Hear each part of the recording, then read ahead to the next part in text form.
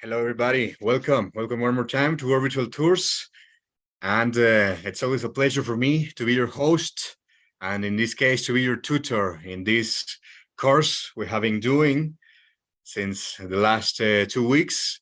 And we are speaking about the Maya gods and deities, okay? All the system of religion of the Maya, all the ideology around the Maya universe, the concepts of the ancient gods, and all the symbols that also they had in their religion and beliefs. My name is Alfredo Olivares. I'm a tour guide here in Mexico, and I have worked in orbital tours for almost 2 years, taking you to the best places in Mexico, and now explaining a bit more deeply how are these ancient systems of beliefs, okay? So let me know, please, where are you connected from today? Let me know if you have attended the previous 2 tours. Hello to friend Jonas in London, in United Kingdom, and greetings also to New York, to Christopher. Also, please, if you have attended the previous tours, the previous lessons of this course, please let me know what do you remember, what are the main insights you have catched, and also let me know what do you think about what you have learned in this course. Okay, so hello to our friend Donna, also in Maryland, and to Sally in Maine, an island in Maine.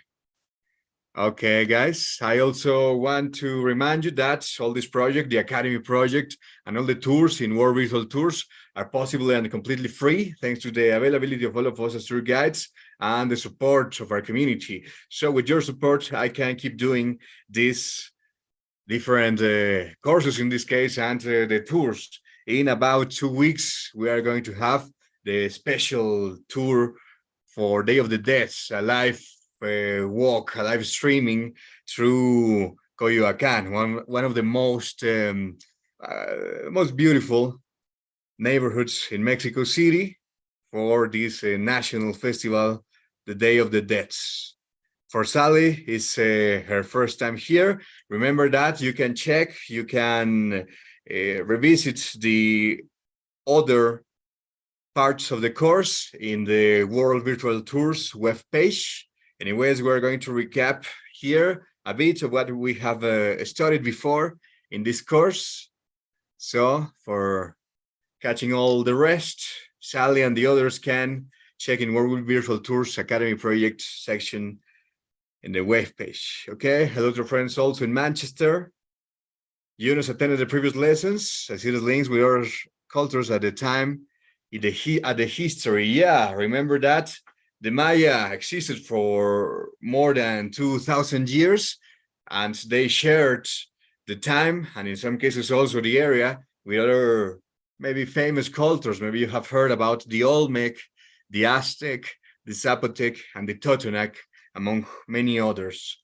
Back all this before the 1521, before the arrival of Christopher Columbus to this continent, before the conquest of Mesoamerica in the hands of the Spaniards. For Paul is also, it's our lesson, Elisabetta, hello to Elisabetta, and our friends also in Taunton, UK. I think that's right, right, Trevor?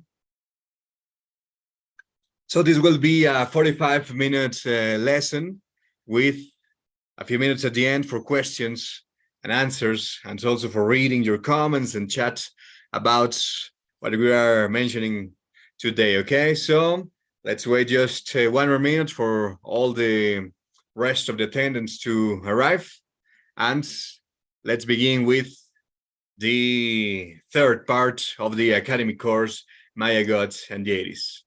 So let's begin, guys.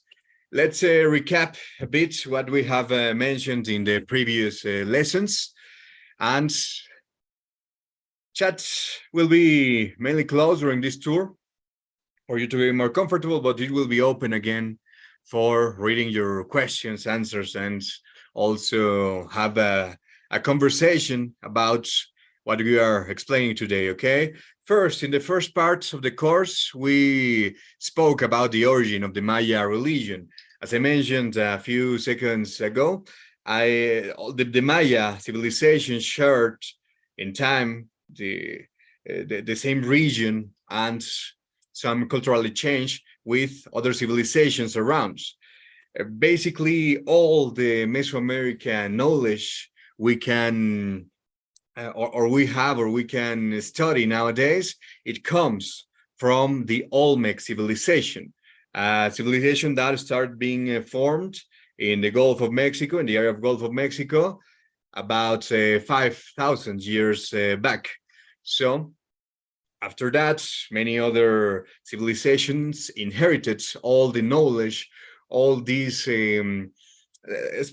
when I say knowledge, I speak about, yeah, all the ideology, the religion, but also we can tell the arts and sciences that the Olmec had developed back in those days, okay? Among them, different styles of architecture and the study of the astronomy around. In the second lesson, we studied the pantheon. We started speaking about the actual Maya gods and deities. Also, in the first lesson, we spoke about the guy we have here, the god of maize, Hamun, the god of maize for the Maya, one of the gods that's a symbol of the creation and rebirth of life year by year. In the second part, we mentioned many of the other gods, and today we're also going to recap a bit of that. And in this third lesson, we're going to speak about some astronomy-related beliefs, but that part will be also part of the fourth session. In this third session, we're going to speak a bit more about the underworld of the Maya, about what gods and deities, and also in some cases monsters, dominate the underworld, okay, the underrealm of existence. And also in the next session, next Tuesday, the final lesson, we will speak about all the rituals, all the worshiping, and how the Maya used to worship all these gods we are mentioning, and also the current Maya rituals, synthesis with the Catholicism nowadays, of course, because we still have some pure Maya communities, but let's say most of the people in the Yucatan Peninsula are descending from the Mayans, and they still practice some of the ancient rituals, but as I mentioned, most of them in combination with the Catholic calendar, the sacred Catholic calendar. Let's remember that when we speak about the Maya region, we speak about all the Yucatan Peninsula, and this is the south and east part of Mexico nowadays, but it also occupies other Central American countries such as Guatemala, Belize, El Salvador, and Honduras, with many different important, very important archaeological sites and beautiful archaeological sites there in those places, okay? And yeah, all this civilization started in this area close to Tabasco, close to the Gulf of Mexico. Then they expanded to the south, and in a final stage to the north, and even at the north, they also melted with other cultures like the Toltec. Let's remember that they started all the development of knowledge in order to understand the universe, in order to understand the forces of the universe, now being not a hunter and gatherer civilization, but an agriculture-based civilization. They needed to study all the movements of the stars and the planets and the sun and the moon around us. As we can, I mean, it's just the impression we have about the movement of the stars around us. No, nowadays we know it's different, but they could measure precisely when they would appear in the sky and what kind of weather and what kinds of days and nights we have with those movements. That's why all that let's say scientific knowledge was just one half of the knowledge. The other half was worshiping. The other half was, yeah, understanding all the movements of all these elements around us, also the natural forces, the natural energies around us, also the living things, the plants, the animals, but also to worship, also to ask these energies and try to give these energies enough to keep existing. In this case, giving energy back to the universe to keep existing. Okay, they studied the stars with some observatories like the one we have in Chichen Itza in Mexico. And with this, also they developed different calendars, the 365-day calendar, but other sacred calendar that we explained in the previous course that you can also find in World Ritual Tours webpage, all the recording of the previous course. But today we will start also understanding the meaning and the energies of the different days in the Maya zodiac, we can call it. So it is always, we always speak about the materiality across the spirituality, rituals and worshiping and the study of the elements together, okay? It's never separated, okay? The material things always have a spiritual or more deep and symbolic meaning, and also shows one type of energy and express the energy of the universe, okay? With this, we also have different rituals during the sacred calendar of the Maya that we will explain in the next session. And yeah, the Maya are in the timeline combined with other civilizations, other cultures around, but also let's remember that we have three different periods of the Maya, the pre-classic, the classic, and the post-classic, okay? Most of these ideas, most of this system of believings, yeah, were created during the pre-classic period before the year 250 AD. But after that, and in between the 250 and the 900, they will, let's say, perfect all this knowledge, and they will express in different codex, drawings, writings, and also murals and pottery, all this sculpture and architecture, all these different expressions, all the arts they had, it was about, again, worshiping and give these forces of the universe this expression, this energy back. We spoke also in the previous lesson about the documents we have to actually have good sources of information for all this knowledge. We spoke about the archaeological work. We spoke about the inherited information in generations for the Maya we have also nowadays. And we spoke also about the different books. In the previous sessions, we spoke about the Popol Vuh, but part of the knowledge that we are going to explain today, it is also based on the legends and the information and explanation of the ancient believings that is written in the Chilam Balam. Chilam Balam is another sacred book or another book that explains all this Maya system. Again, let's remember that all the Maya documents, most of the Maya stele that were also public documents, and many of their buildings were destroyed after the Spanish conquest, and most of the information was either destroyed or stolen by the explorers, and mainly by the new religion authorities, the Catholic authorities, to erase all the Maya knowledge. But after a few decades of the conquest, a group of friars, a group of religious authorities decided to ask again the Maya region inhabitants to tell again their stories, so the new religion could understand the ancient beliefs, and it would be easier to convince them to join the Catholicism with the mix of these ancient beliefs, the Maya religion, with the Catholicism. For understanding what we are going to speak about today, let's remember that we have different realms of existence in the Maya cosmogony.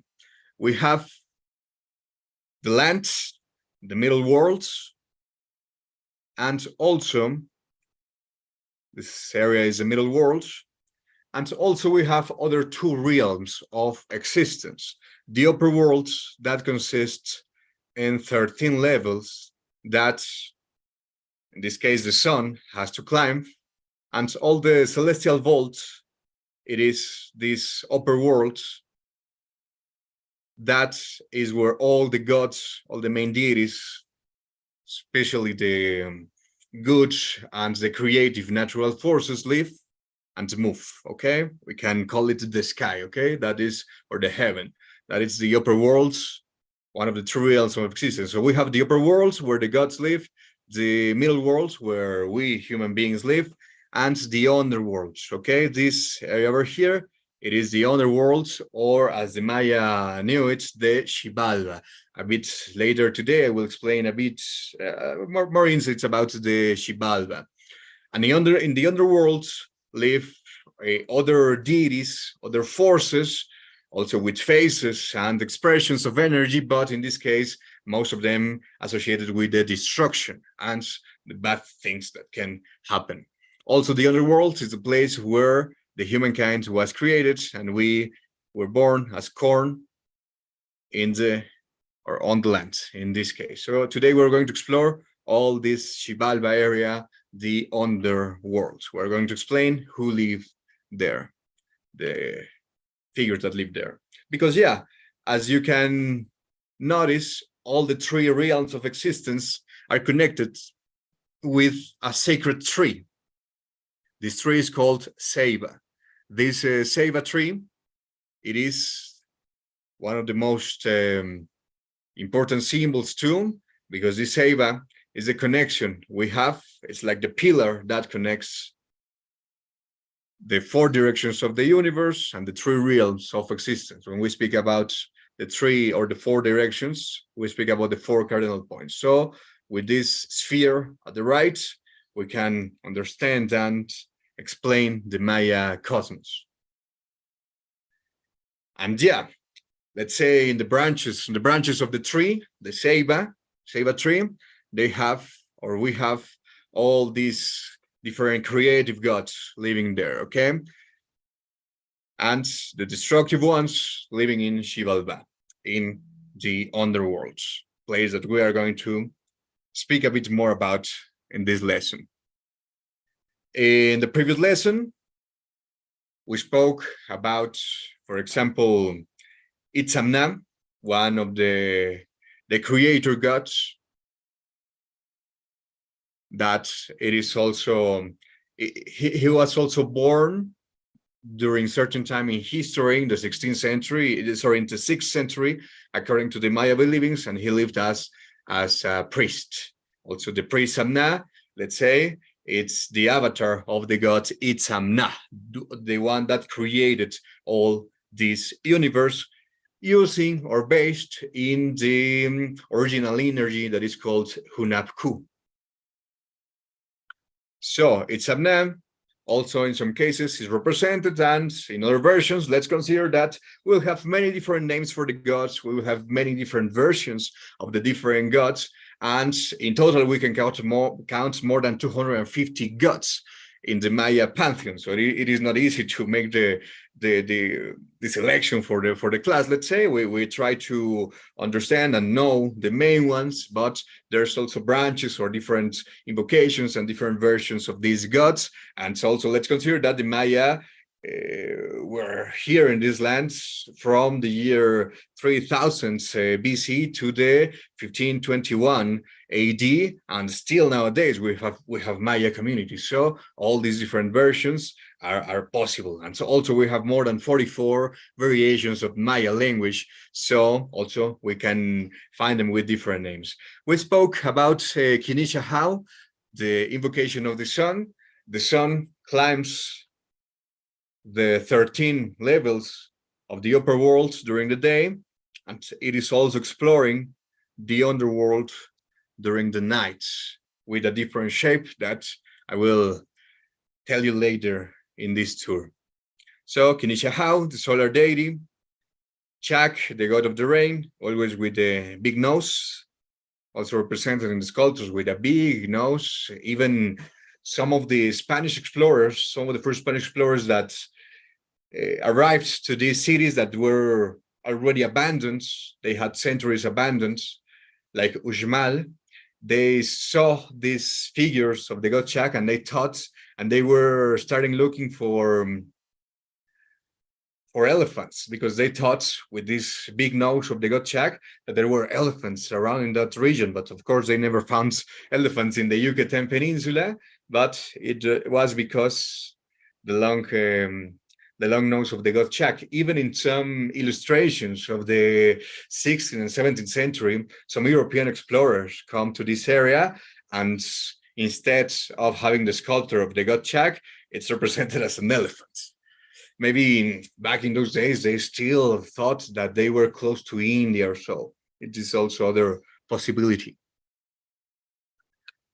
We spoke about the god Kukulkan. Kukulkan, it is part of this hybridation of the Toltec heritage, the Toltec culture that existed around the year 1 in close to Mexico City, 1,500 kilometers away from Yucatan, but around the year 1000, they melted in Chichen Itza. Kukulkan, the feathered serpent, it is very present in Chichen Itza sculptures and architecture. With the Toltec name, we should know it as Quetzalcoatl. So let's enter the Xibalbá and let's start speaking and explaining all that we can find here in Xibalbá. Let's consider that for the ancient Maya, Xibalbá was not a dark and fearsome place as we can think, and with all these concepts in the mix of the inferno, not the under the Catholic underworld that we can think about. No, please remind me the name of the place of the underworld for the Catholicism. I forgot it.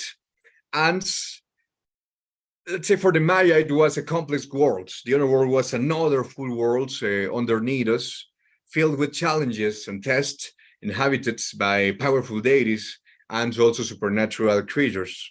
Xibalbá was also the place where souls, the human souls, journeyed after death, and it was also home to gods of the darkness gods, let's say, So it is also described, same from the Maya and also the Aztec and of course other civilizations, with as a vast place, an intricate labyrinth or vast place filled with underground rivers. Water is something that it is always present in the underworld. This is a thing that we can think about that naturally, because of course if we dig deep enough, we will find the underwater streams, the streams of water underneath us. No, do you know what I mean? So in this case, the underworld was divided into multiple layers and regions, each one with its own sets of challenges and perils. I have explained this before in the tour Secrets of the Underworld, when to cross the underworld and to reach the last stage of the underworld, you need to pass like different stages and proofs. So all these trials are described also in the Popol Vuh, and the Popol Vuh also recounts that there were many places where these poor souls were tormented and punished. For the Maya, the entrance to the underworld, I mean, for all the ancient civilizations, the entrance to the underworld were, of course, the natural caves that we can find as natural formations.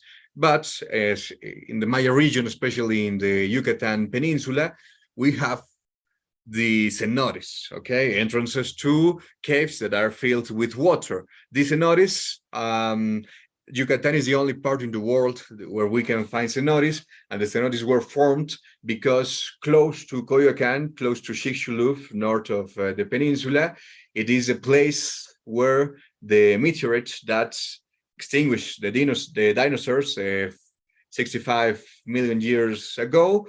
That was the place when it's crashed. So all the lands over there have very specific formation and nature that allows the formation of cenotes. And yeah, after entering the cenote, after entering the underworld, many funerals and many sacrifices were made here in the cenotes. You should enter 9 different levels of the underworld. Among them, I will explain some of them as we are watching some of the archaeological, and in this case, human vestiges, human remains that have been found here in the waters of, at the bottom of some of the caves, some of the cenotes. So some of the houses one had to cross after we die. It was the dark house where you will see only darkness. The house of colts with a freezing blue inside, a wine blue insides. The house of jaguars, where jaguars will play with you, let's say. The house of bats, where you will hear the screams and they will fly around you everywhere. The house of knives, knives of obsidian, where cutting blades took by the wind will cut your skin. And also there's another house where you will be surrounded by a very by heat, okay, by a very high temperature. Also, for example, let's see some of the illustrations, the Maya illustrations of the underworld. We have this friend over here, one of the deities of death that we're going to introduce just in a moment. And the dog is always represented close to the underworld because dogs were guides also for you to pass all these tests, all these proofs in your journey through the underworld. We have also the frog. This one here, this one over here is the representation of a frog, in this case a toad, that is always associated also with death. Also the bats, the jaguar are animals that are associated with the night, the darkness, and in some cases also the death. So many of these different creatures, different gods, deities, energies lived there. And instead of create, they had the opposite work.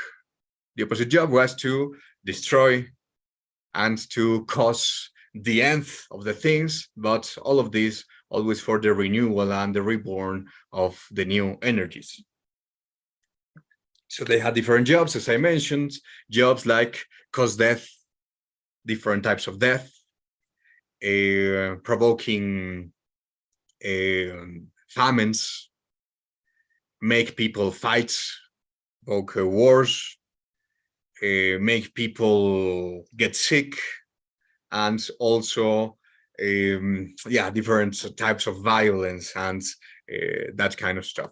So let me show you other illustrations of the underworld, and let's start introducing the first deity, the first underworld lord that we are going to speak about today. Other Maya drawing here showing a bat, another animal associated with the underworld, the death, and also some monsters had different animal shapes. We have over here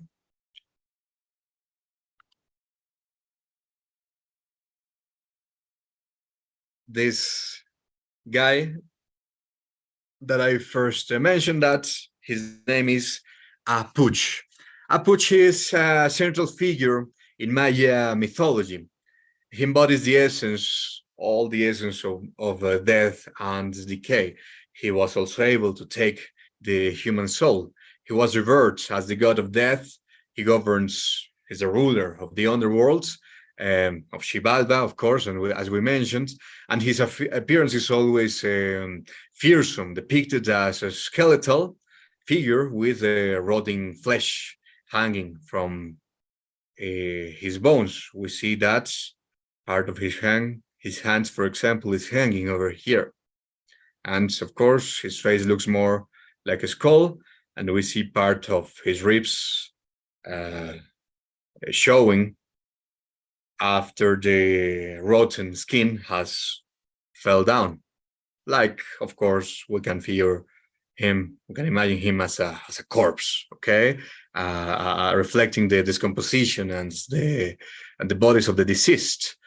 Hapuch always also wears a headdress adorned with owl feathers. The owl, it's another animal associated with night, and he's wearing the feathers of the owl in his headdress. He normally carries also a spear or a bone. That's a symbol of an instrument to take lives and just reminds that we are mortal beings. Hapuch is both feared and respected, of course, representing the unavoidable fate that awaits all the things, living and not living things. Okay, of course, we see in this Maya carving Hapuch carrying a human head. In this case, we can distinguish very clear Maya features in the head of this poor guy in the hands of Hapuch.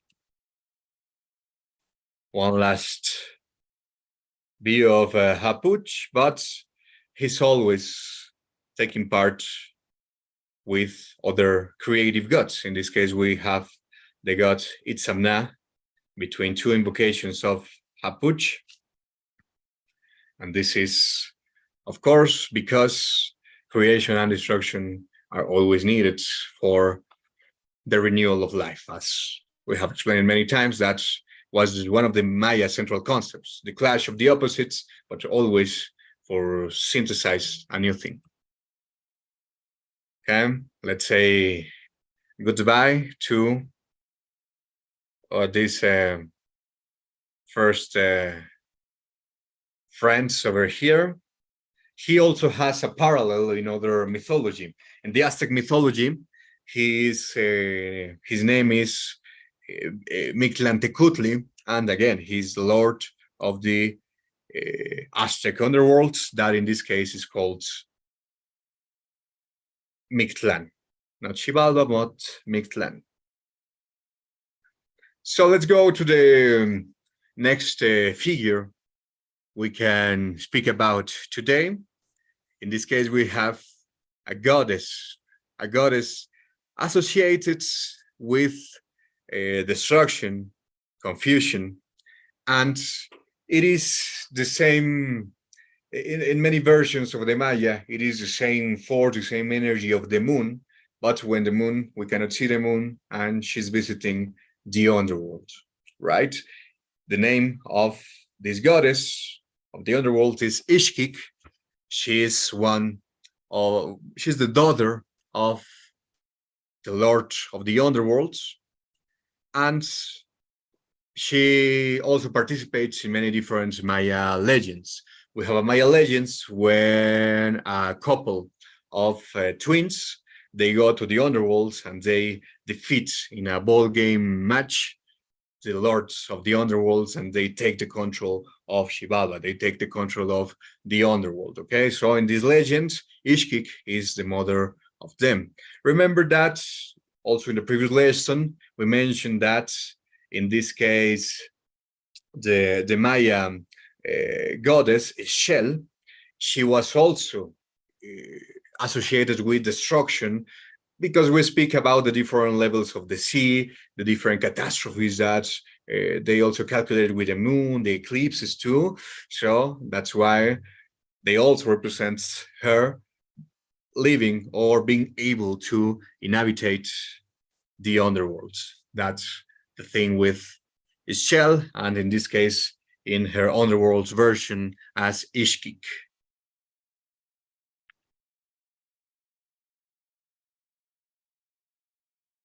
Let me introduce now these other gods over here.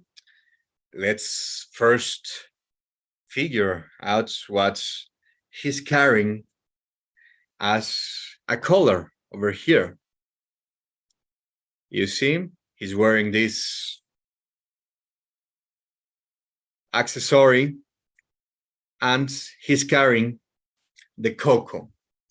What is the cocoa? Of course, it is a plant that it is able to produce a very good product that nowadays we consume also as sweets, the chocolate. The cocoa is natural from this region of the world, from Mesoamerica. And the cocoa was also a very important thing for the commerce. For many Maya communities, the cocoa seeds, the cocoa beans were part of the currency. So they could make calculations to acquire or sell, let's say, some different products. So with the commerce, also the discord is coming, and all the fights about the resources, all the struggle for getting the best resources, and the fights of the humans among them starts. So we have here in front of us the gods of the cocoa. The gods is the same gods for the commerce, and it is the same gods in many cases. Remember, there's different versions, but the same gods for the war. All the discord that can come, all the fights and the struggle for the resources can be also synthesized in war. So we have in front of us Ek Chua. So Ek Chua is another significant deity in Maya mythology. Actually, the name means a black war chief, and he holds a vital god of a vital role, as a vital role as the god of trading, the economy, and the war, of course. The cocoa beans were highly valued, as I also mentioned, and he was believed to navigate the spiritual realms, the different three realms of existence.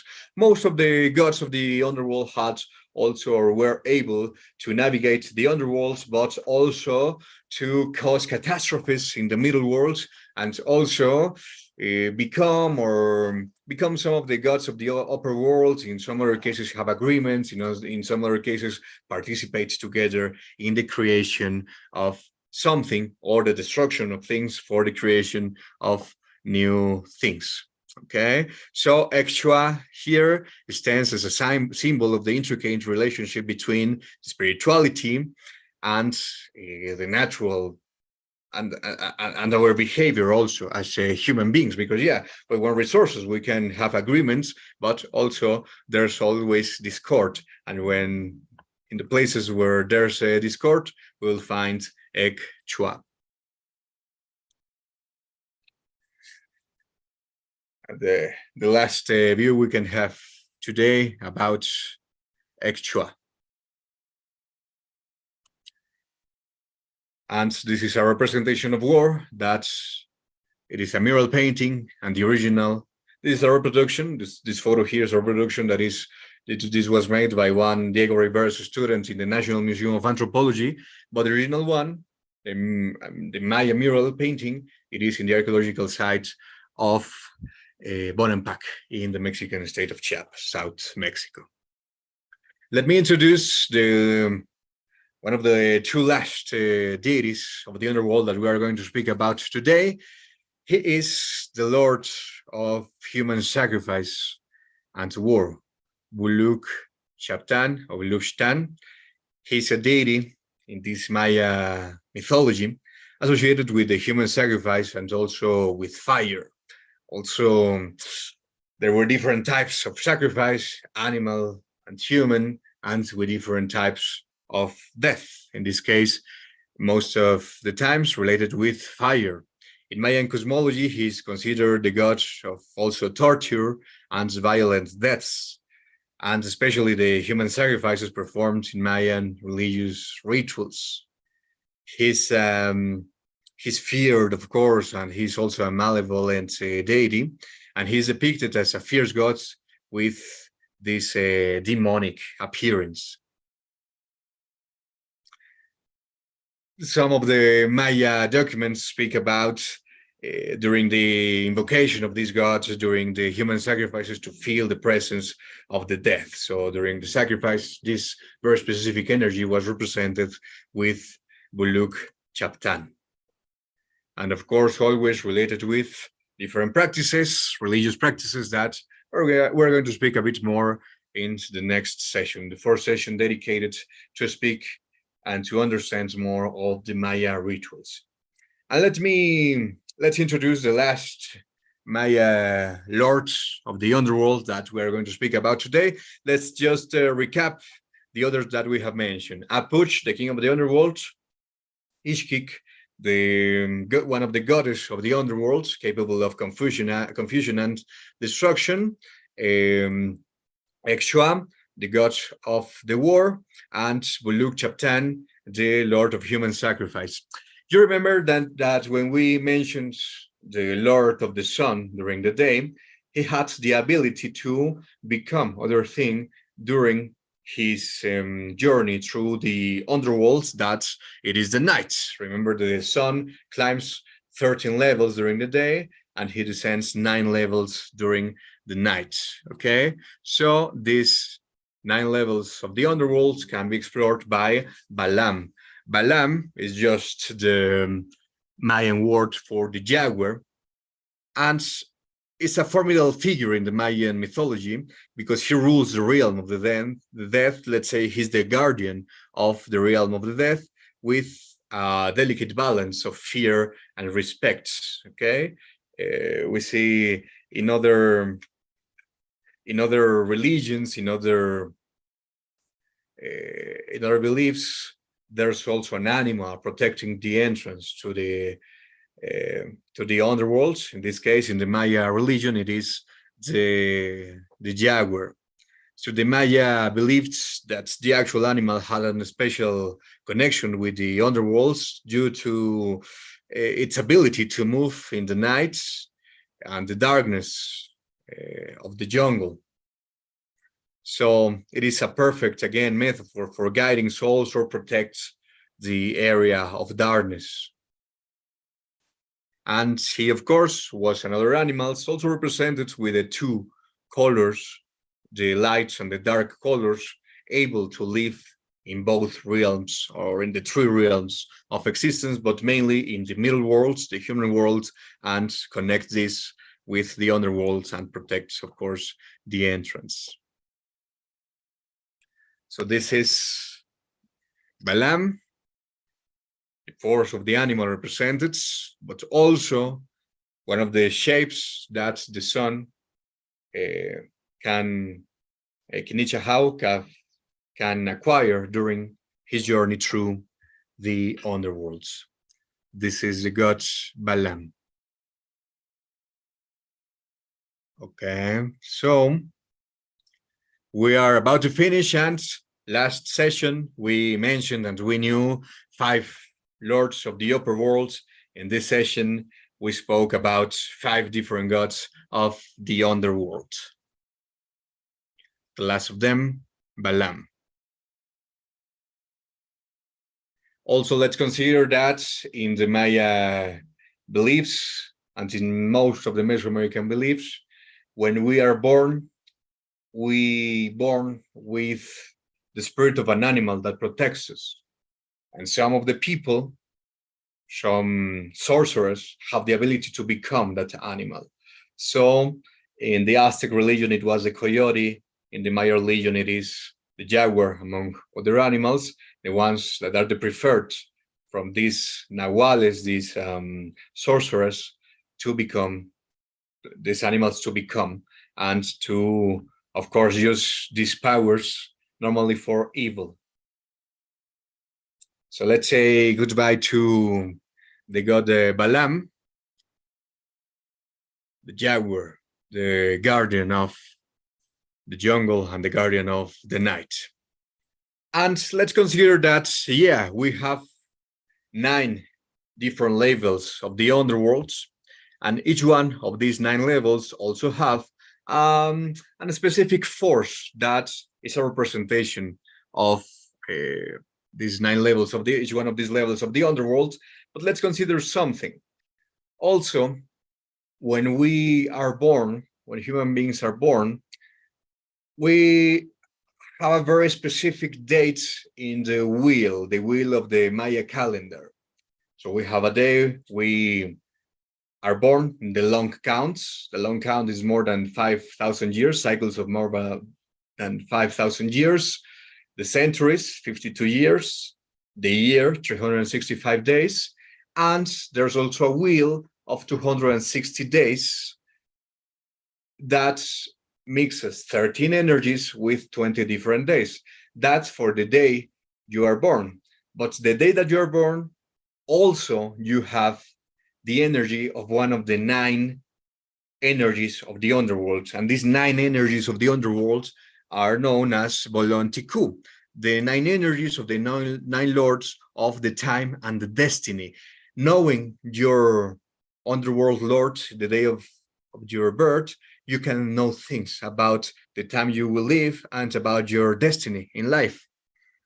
In the Maya mythology, they are perceived also and as nocturnal and as obscure deities, but many of the forces here are also again beneficial. For example, the agriculture, no, the death of some fields to again reborn the new fruits or the new products we can have. So the Bolon Tiku provided guidance and inspiration the day of your birth for dealing with topics such as trade, births, marriages, events, spirituality, agriculture, etc. Of course, all these 9 Maya symbols were read by a priest the day you were born. And with these different forces that we explained, these have no name. It seems like for the ancient Maya, these 9 lords or these 9 energies of the underworld were banned to say. You couldn't say their names. Only, and actually in the actual history and archaeology, they are known as G1, G2, G3 to G9. Okay, they have no names. That's why we have the symbols over here of the 9 lords of the underworld, the 9 energies of the underworld, but they have no names. And we have very few representation of the Bolon Tiku. We have one of the Bolon Tiku here in one carving in Guatemala, but always surrounded by catastrophe and disaster. We see the Bolon Tiku on her boat over here, but with a person drowning in this area, and also a volcano making eruption over here. Okay, you see the volcano and all the ashes and the eruption happening there. So this is it for today. Next class, we will also speak and explain a bit more the kin, the sol kin, the Maya calendar of 20 days with a multiplication of 13 energies. It's a bit hard to explain, but we explained that in the previous course, and we will explain that in the next session. So according to this wheel of 20 days, you will also be born with different energies, with different representation again of the natural forces: the wind, the dragon, the snake, the moon, the monkey, the hand, the star, the human, the warrior, the sun, among others. Okay, all this I will explain it also during next session. And in next session we will also speak about the Maya rituals and mainly the rituals and ceremonies they had for worshiping all these deities we have spoken about. Now we know most of them. So this was the visit to Xibalba, to the Maya underworld, to know a bit more of these energies, forces, and faces we can know and we can meet if we dare to visit the underworld. Okay, so thank you so much for your attendance today to this third part of the course. Next week it is the closure of this Maya deities and gods course in World Visual Tours. Okay, so let me check. I think the chat is open. You can try to write, please, just for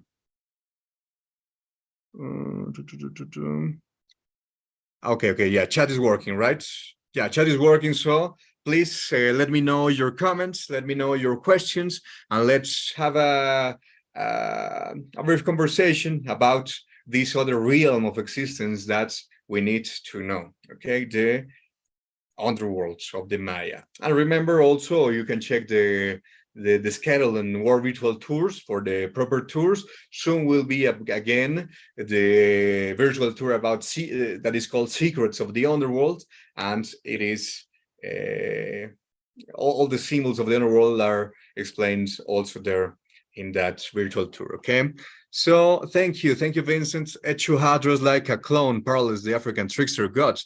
These Maya lessons are powerful stuff. Thank you, Vincent. Yeah, there's other Maya gods, other minor gods that I didn't mention. That is actually known as the Harlequin, one of the gods that was a god of the other of the deities that caused confusion and misunderstanding among people. And he looks like a small monster, always smiling. Maybe that one is also similar to the African one you mentioned, Vincent.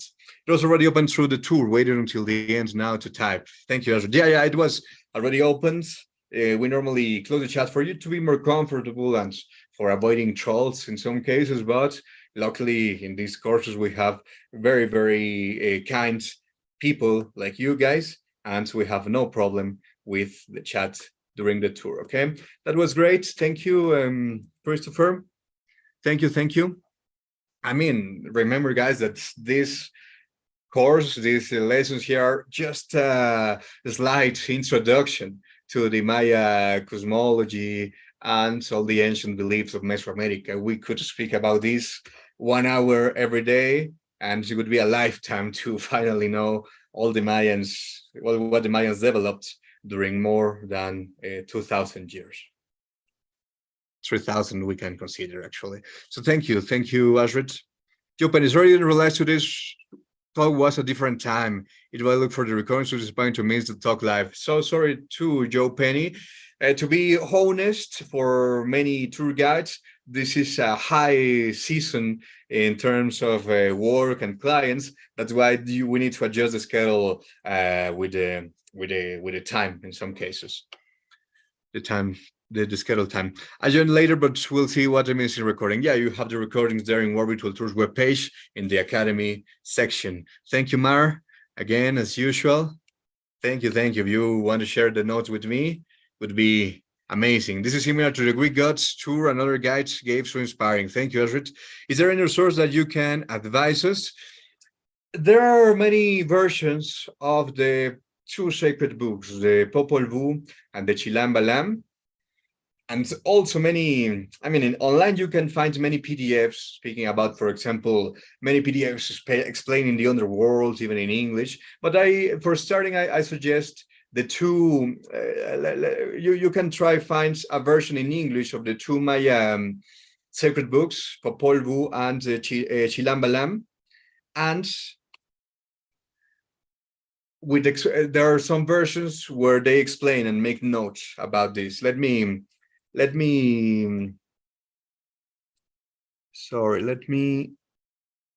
write the name of the two books. One is Popol Vuh and Chilam Balam. Okay, for sure you will find versions in English online with online in English, but you try and take your time to search one version with notes. That would be great. Thank you, Mokajo. Thank you so much for your comments. Always so kind too. As usual, very enlightening. It makes me understand a lot about more religion and archetypes. Thank you, Margaret. Love the Jaguar Gods. The painting Where Are the Tree of Life, the serpent crawling on top of it, depiction of three worlds and beings of each world, reminding me so much of Christianity's Genesis. Fascinating knowledge. Thank you, Fredo.